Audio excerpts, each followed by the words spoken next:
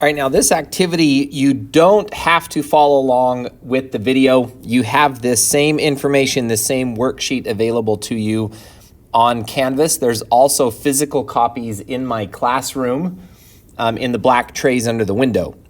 If you would like to just go through this at your own pace and read through the instructions and follow them, that's how most of you are going to do this. If you would like to follow along with the video, just to make sure that you are understanding, or if you need a little bit of help because you're struggling with the program, that's what this video is here for. So it's not necessary. A lot of you are going to be able to do this on your own, but it's here if you need it.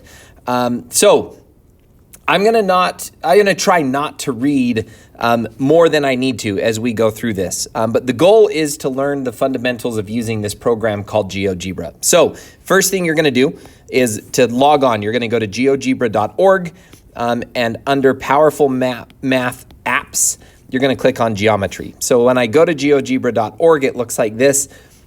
And right here under the purple Start Calculator and Classroom Resources is a Geometry button. So you're going to click on Geometry. It's going to open up a new window. All right.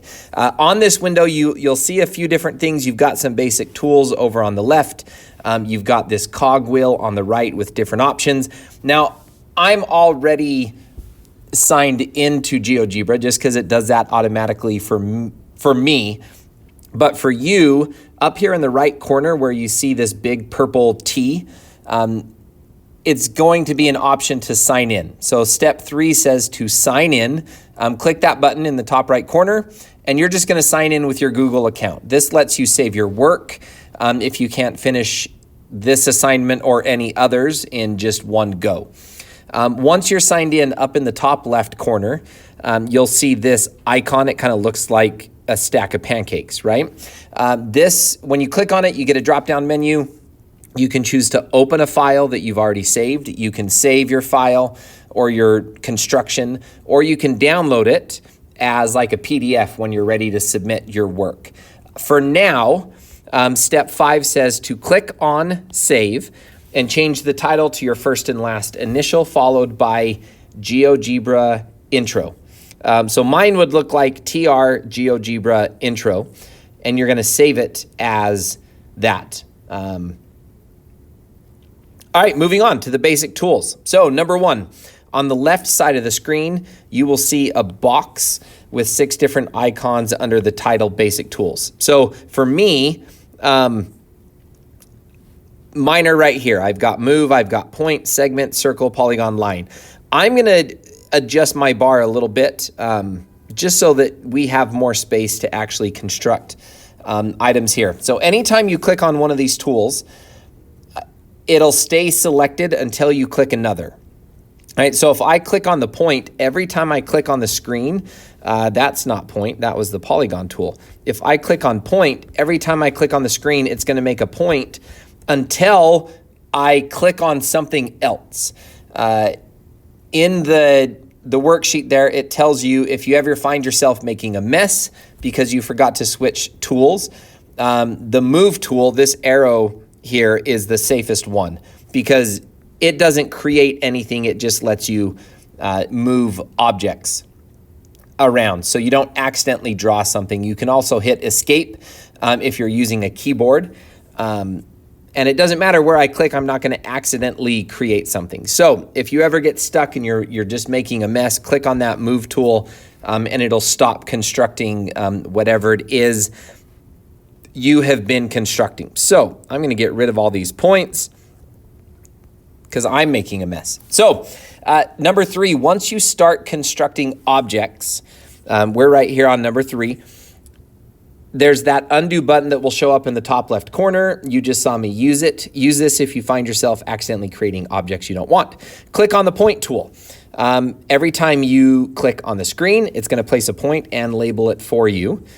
Place 4 points anywhere on the screen, and they should be labeled. So I'm going to click point right here, and I'm going to click once, and that puts A, and then twice it labels it B, and then C, and then D. Doesn't matter where you put them, just create 4 points there on your screen. All right, now if I keep clicking, it's going to make more points. So I don't want to keep clicking on the screen. Step 4 says, step 5 says the line tool will make a line between any 2 points that you click on. So this line tool right here, it's right underneath my point. It will make a line between whatever 2 points I click on. So it tells me to make a line in between A and B. So I go from A to B. Now here's something to know about this line. I'm going to go back to my move tool. And as I zoom out, this line goes on forever. Doesn't matter how far I zoom out, that line is going to be there. So the line tool is great, but it also can make a really big mess of your screen. All right, step 6.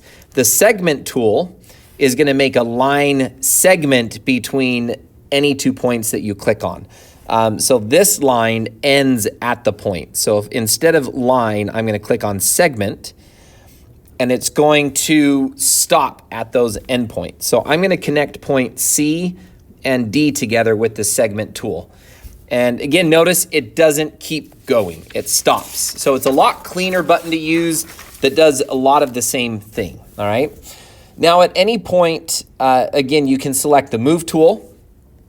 And not only does this stop drawing stuff, but you can move objects that you've constructed. So I can click on this line and I can move it. I can also click on a point and adjust and drag my point wherever I want it to be. So in step 7, it says move the line that you drew through A and B so that it goes across the top of the screen. So I'm going to take A and B and I'm going to move those to the top of the screen so that line goes straight across. All right, and then it says to move, step 8 says move the segment connecting C and D to the bottom. So this segment, I can either grab the line and move the whole thing, or I can just move 1 point of the segment at a time. So I'm going to move it to the bottom of my screen. All right, number 9. Click on the polygon tool. It looks like a triangle. So that's this one. It's hard to miss because it's an orange triangle. It says when you click on any tool, this little help menu pops up in the bottom left-hand corner. It just disappeared, but when I click on polygon down here, I get this little box. And this box tells me how to use that tool. So for example, polygon, it says select all vertices, then the vertex again. For the line, it says to select 2 points or position. So if you're ever not sure how to use a tool, you can look right there and it will remind you. All right. Now, using this polygon tool, every time I click, it's going to make a point that's connected to the last point. So when I make E, it's going to connect to F, which is going to connect to G. And this is going to keep going until I click back on E. And then it'll stop creating a polygon unless I accidentally click somewhere else. Now it starts making a new polygon because I still have polygon selected. All right. So I'm going to use, whoa, I didn't mean to undo. That was cool. It undid the entire polygon at once instead of just a point. That's nice to know.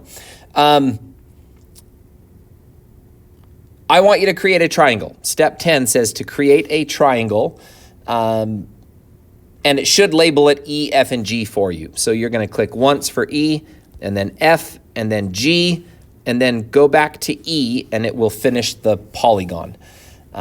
Now, if I start clicking, I'm going to draw another polygon. So instead, I'm going to click the Move button, and I'm going to move the vertex around. So I can grab G, and I can move it wherever I want. And it just wants me to move the triangle into the middle of the screen. If I don't want to change the shape of my triangle, I can also click on the middle and move the entire triangle around in one big swoop. All right. All right. More tools. So we're moving down here to more tools. Number 1, below the basic tools is a green button. Click on it. So you've got move, point, segment, line, polygon, then this green more. When I click on it, I get a whole bunch more tools that I can use. We're going to learn about a few of these. The first one is the Select Object tool. So it's right underneath Edit. It looks like a dashed box with a little arrow down in the corner. Now, if you click in the center of the triangle, if I've got Select Object and I click in the center of the triangle, it selects the entire triangle. I can also, if I want to highlight other things, I can also like select A and the line and C and the line.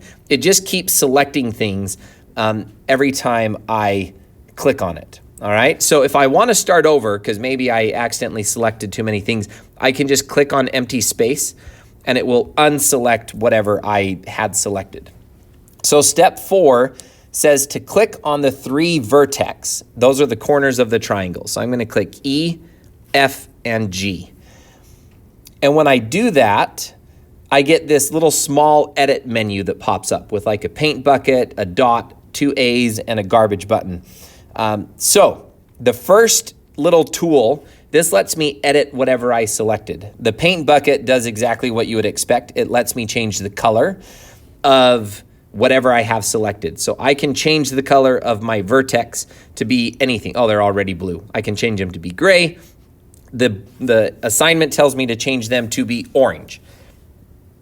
Now the second button kind of looks like a donut.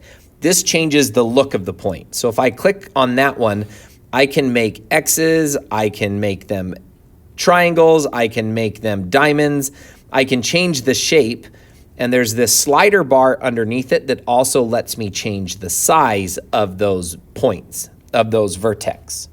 All right, so the assignment says to make the vertex of the triangle hollow circles, so that's this one in between the X and the plus sign. And it wants me to drag the bar underneath so that they are as big as possible. So they could be really tiny open circles, but we're going to drag this bar up and make them really big circles. All right. Now the next button, if I accidentally click on the screen, notice that the edit menu goes away. All I have to do is reselect those 3 and my edit menu pops back up. So this one, the next button, the AA, is the label button. It lets me show or turn off labels. So right now, show label is marked. If I click it, it turns those E's and F's and G's on and off. It also has a show value. So if I click that one on, it will tell you the value of the object you selected. If it's a line, it gives you the length. If it's an angle, it gives you the size of the angle. In this case, these are points, so it gives you the points as if you were looking at like a grid. So those turn on and off your labels or your values of whatever you have selected. So what the assignment asked me to do is to turn all the labels off for this. Not everything that I've done. I just want the labels off on my triangle, okay? I want A, B, C, and D to still be labels, but I don't want to see E, F, and G. So unselect that check mark and then move on to E. So the third button here is the delete button. I unselected my things. I guess that's the 4th button, not the 3rd button, huh? I love typos. Sometimes... well, it does what it says it does. If I hit that button, it's going to delete the vertex. And because the vertex were used to make the triangle, my whole triangle goes away. So I can hit undo and undo that accidental delete.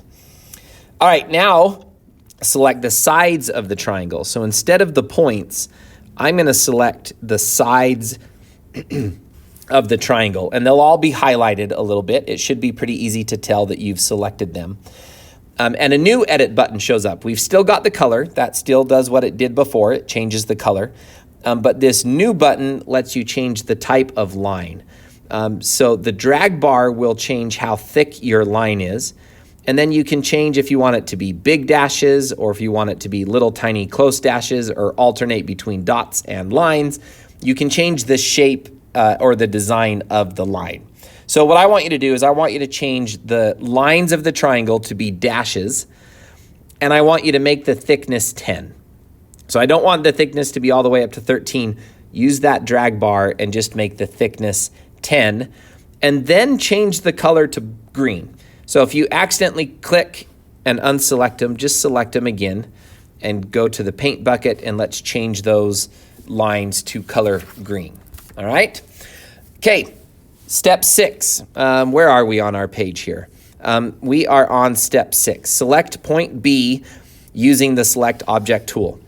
So Select Object is still used, and I'm going to click on point B, and it says at the far right of the edit options, you see 3 dots. So you've got the bucket, the circle, the donut, the A's, the bucket, and then you have these 3 dots. And when you click on those 3 dots, you get a drop-down menu.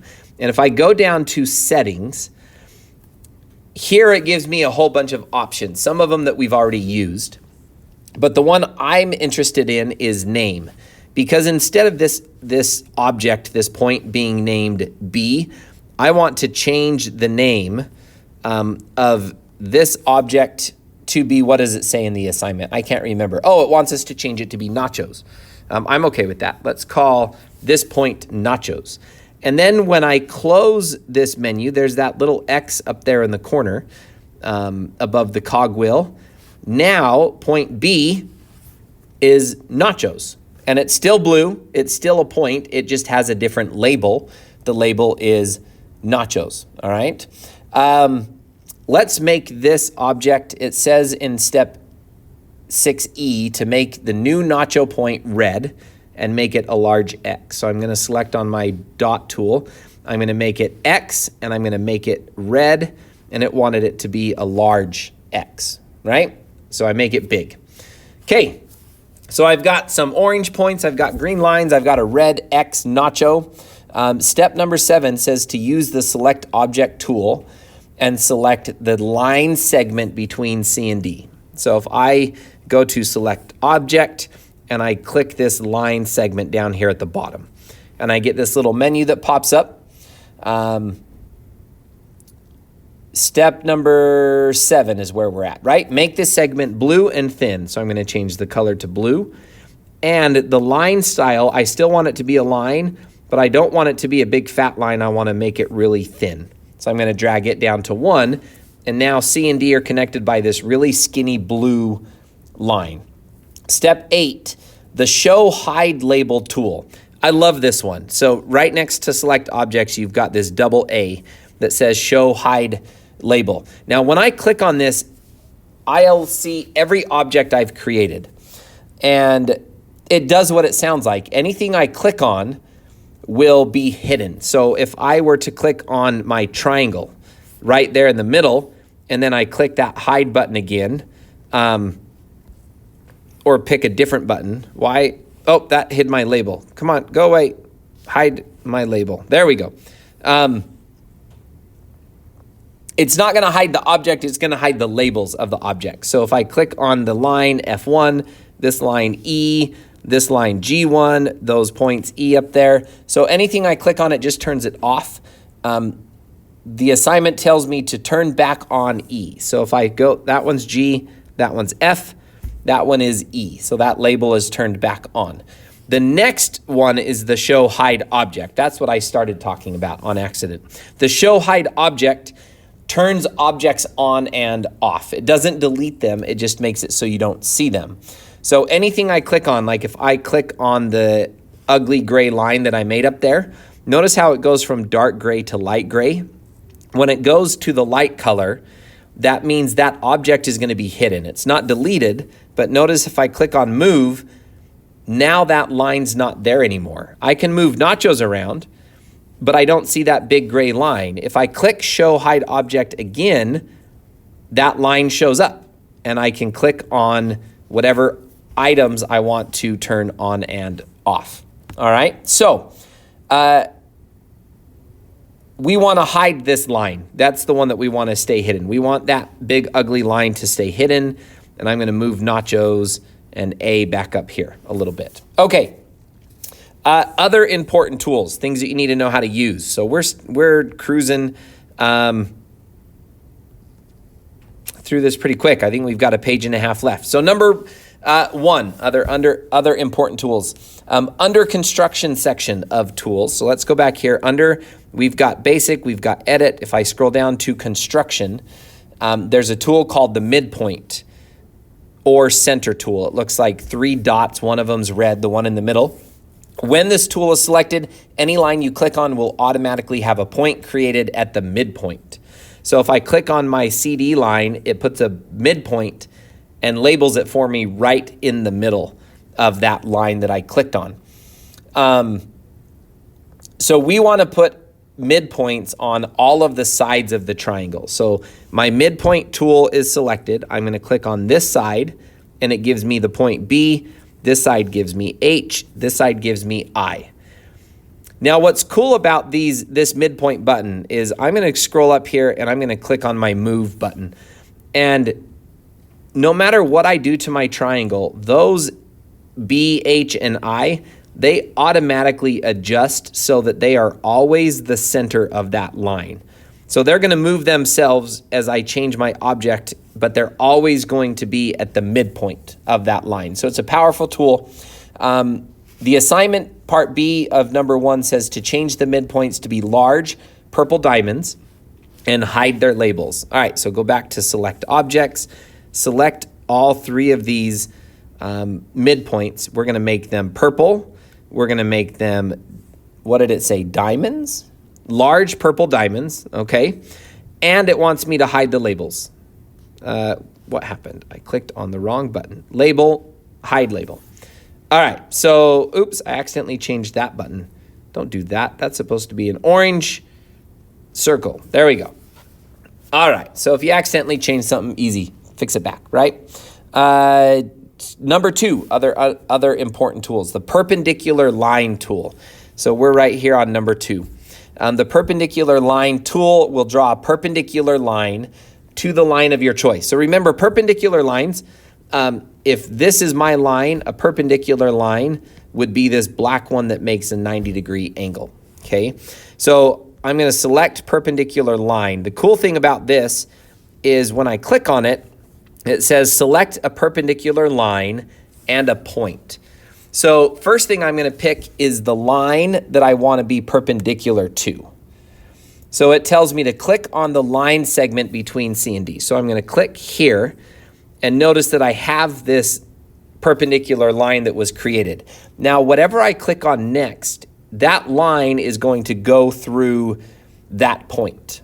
Okay, so it tells me to click on point A. So if I click on point A, that perpendicular line, that line goes straight up and down from CD, but it goes through point A. All right, now if I click on Move, like I've done in a few other ones, if I adjust CD, if I change this line, it automatically adjusts my perpendicular line.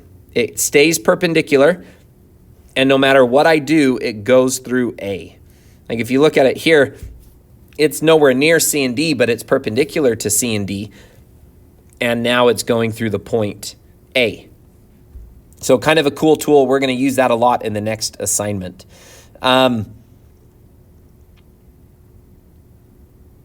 We want to move A, C, and D. If I'm reading down through the instructions here, we did B, we did C. Move A, C, and D so that the perpendicular line does not cross the triangle. Right now it does. So if I move A over here, then my perpendicular line won't go through my triangle unless I move C, right? So we're going to leave C right here. That way I'm not getting in the way of my beautiful triangle that is just a mess of color. All right. Change the perpendicular line to red. So I got to go select object, click on that perpendicular line, change it to red. And remember, if I accidentally start drawing something, I can just hit escape or hit that move button. So if you forgot to select the select object button, which happens all the time, just click somewhere else like the move button or click escape and it'll stop drawing for you. Okay. Number 3 on other important tools, the perpendicular bisector tool.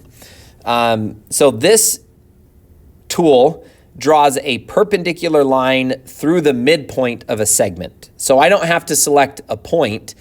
It's going to automatically go through the midpoint of the line that I select. So I don't have to select in the middle of the segment. I just have to click. So if I find my perpendicular bisector, there we go. So any line I click on, if I click on the bottom line of my triangle, I get a perpendicular line through the midpoint. Another perpendicular line through the midpoint. Another perpendicular line through the midpoint. Interesting, those cross each other. That's something you're going to talk about in the next lesson. So that tool will automatically draw those bisectors for you, all right? So we're going to go through just one side of the triangle. Let's go ahead and do it through, which one's going to, let's do this one right here. Whoops, I didn't click on the point. Perpendicular bisector. There we go. So it's going to go straight through that diamond that we made. And it doesn't matter what I do, that will always go through the midpoint and it will always be perpendicular. So the assignment says to make the perpendicular bisector very thin and purple. So I'm going to do select object. I'm going to click on that line I made and I'm going to make it purple. And I selected, I think I keep hitting this button with my, I think I keep selecting that corner right there with my thumb. Don't do that. Okay, we just want the line. We want it to be purple and we want it to be thin. So there's a purple thin line going through my midpoint. And it really likes to hit that midpoint as well. Not on purpose, that just is a coincidence. It's not supposed to be doing that. It just does that sometimes. All right, angle bisector. Draws a line that bisects an angle, which means it cuts it in half. So as I scroll down here, I've got angle bisector, and it says the instructions say to select 3 points or 2 lines. This is a hard tool to use. It's easy to mess it up because the order that you click on the dots, the vertexes is really important. So like if I wanted to bisect the angle up at E, I have to go here, here, and then here. If I do it in the wrong order, if I click E first, then it makes the angle bisect over there. So there's an easy way to not make that mistake. And instead of clicking on the points, I can click on the 2 lines. So the 2 lines that meet up there at E, I can click on this line and then click on this line. The only problem is it bisects the angle, but it also draws that extra line that's going left to right that you can see. This line, let me select my object tool. There we go. This line right here, I only wanted this gray one. I didn't want this one, but it automatically selects that. It automatically draws that if you use the segments. Not a big deal because I can just hide that object. If I click on it with my hide object tool, then I can just go back to select objects, and even though it drew it, now it's gone. You don't have to sit here and look at that ugly tool. So what does it want me to do with this bisector that we made? When you're finished, use the tool to bisect all of the angles. Oh, I guess I need to read ahead a little bit. So angle bisector, I'm going to bisect this angle, and I'm going to bisect that angle. And again, look at all these lines that are just going all over my screen now. It kind of makes a mess. We want to hide all of these except for the one that goes through E. So I'm going to go back down to show hide objects, and the only one I want left on is that one up there going through E. And I think I've got them all. So I'm going to click back on my arrow. And yeah, all those different angle bisectors, they're still there. If I do show hide object, I can see them, but I don't have to look at them all over my screen, okay? It wants me to change this angle bisector to be blue and thin. So I'm going to select it, I'm going to make it blue, and I'm going to make it really thin. When did I turn off my point? Oh my heck. Did I hide it? I did hide it on accident. See, I told you I keep hitting that corner of my triangle. I keep bumping it with my thumb. I'm doing this on my iPad, not the computer. So the buttons are in a little bit different place and I keep bumping things, but we'll survive. All right, scroll to the bottom of the tool list. If you go all the way to the bottom, there's a more button. If I click on that, I get a whole bunch more tools that I can kind of play with and explore. The one that I want you to look at says a circle through 3 points. So if I go down to circles, there's a lot of different ways to draw circles. I want to draw a circle that goes through 3 points. And this is a really cool tool because I can click on any 3 points I want. I can click on E and then the other 2 corners of my triangle, and it will draw this circle that no matter what I do to my triangle, this circle will always go through those 3 points, all right? Now, I could have selected 3 other points if I wanted, just to kind of play around with it a little bit. Circle through 3 points. I could have clicked on nachos and E and a midpoint. And still, no matter what I do to any of these shapes, that circle is always going to go through nachos, E, and that midpoint. But I don't want that one. That's just an extra circle that I don't feel like looking at. So I'm going to get rid of that one. But any 3 points you click on, it makes a circle. We can also edit this circle if I wanted to. The same way, select object, select the circle, and I think the assignment wants me to make it a red circle.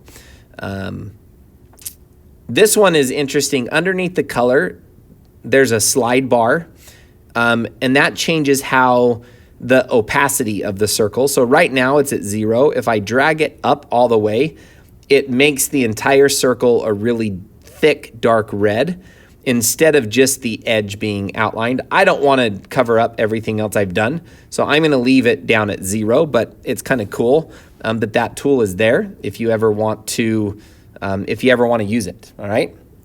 Hey, look, my orange dot is still there, and it's still orange. Good job. Didn't make that mistake.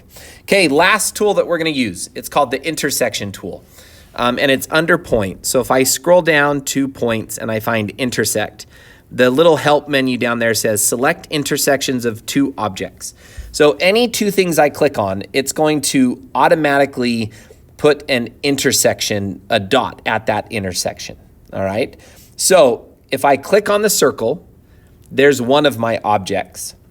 And then I'm going to click on the perpendicular bisector. It's the purple line. And if you notice, it made these points J and K. J is right here, and K is right down here. Now, I can't move those, even with the move tool, because those are intersection points based on where the line and the circle are. But if I move my circle, J and K will move, but I can't drag J and K because their location is based on another object. So I can't make those move around. Let's go ahead and change those to large green triangles, and then we're going to turn on the values. Let's select them first. J, K, not accidentally the circle. So we want them to be green, right? And we want them to be large triangles. So let's do, I don't care what kind of triangle, what direction it faces. You can make up your mind, but make it a large triangle. And then it says to hide the label, but turn on the value. All right, so I've got triangles, and if you notice, I've got these values, that 2.2 and 3.3, and then negative 6.3 and negative 4.3. If I move my circle around, notice that those values are going to change because the points change. The points move, so it changes the value of those points and where they're at. All right, so that's, I know this is a big mess. You've got a lot going on your screen. What I want you to do, click on the menu up here in the corner, the 3, the pancake stack up there, and go down to download as. And it gives you a couple of different choices. I want you to choose PDF. I'm not going to pick it because I don't want to download this on my iPad.